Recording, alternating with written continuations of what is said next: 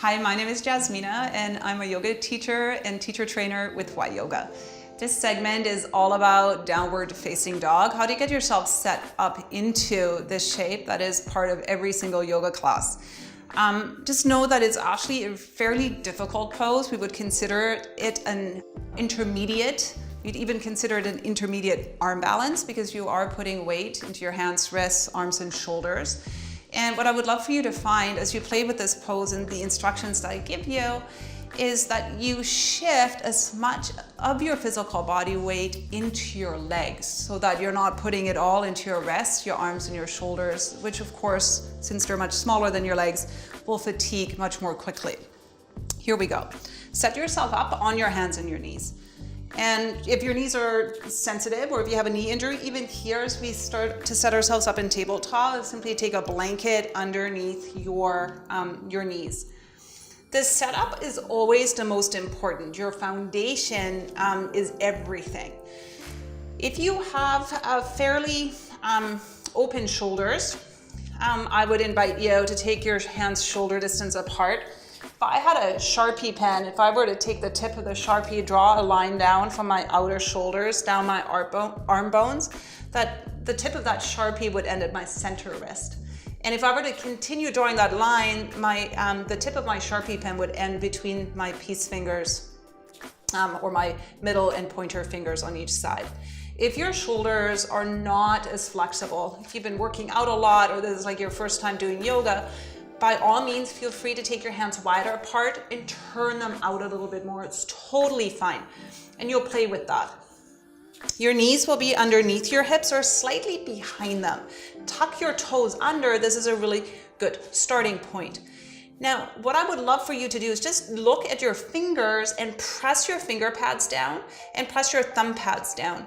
And do your very best to keep your index finger knuckles rooted. And you'll notice how challenging that can be once I bring you up into the full position. So your hands are pressing down, you're lovingly clawing your yoga mat, so you're staying connected. And take your lower back ribs and puff them up. So there's a doming that you're bringing into your mid back. And at the same time, slide your shoulder blades away from your ears. So you're making space as you take your inner upper arms forward. So you're externally rotating your upper arms. I'll show you one more time. I'll let all of that go. You can see the difference. I take my lower back ribs up towards the ceiling as I slide my shoulder blades down my back.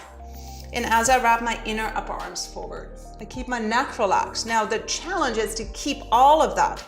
With my upper back nice and full and contained and strong, I press into my toe pads and very gently, as I press my hands down, I press them forward as I take my hips back and up.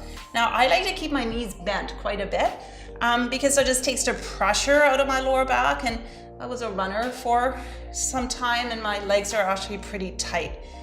You might find that you're in a pretty short down dog position. You could actually walk your hands forward. I know that for me, I think I need to walk my hands forward a little bit.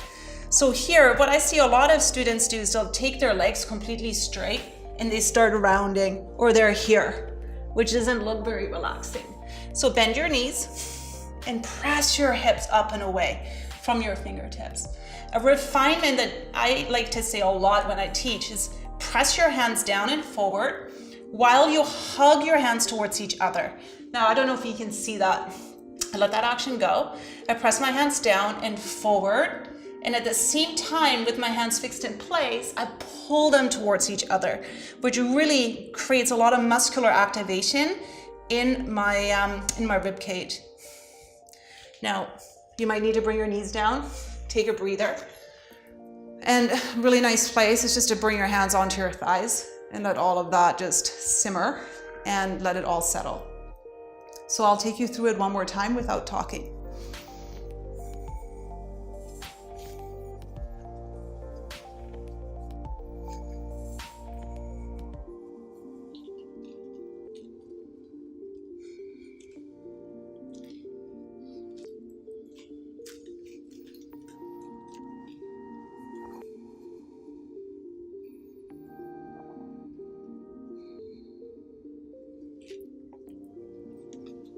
At no time do your heels ever have to touch down? I think that if your heels are touching down, you might find that your downward facing dog is a little bit too short, at which point you can walk your hands forward, feet back a little bit. Keep your knees bent and your sitting bones lifted, and don't forget to breathe. My name is Jasmina. I'm a teacher with YYOGA and a teacher trainer also. Thank you for watching.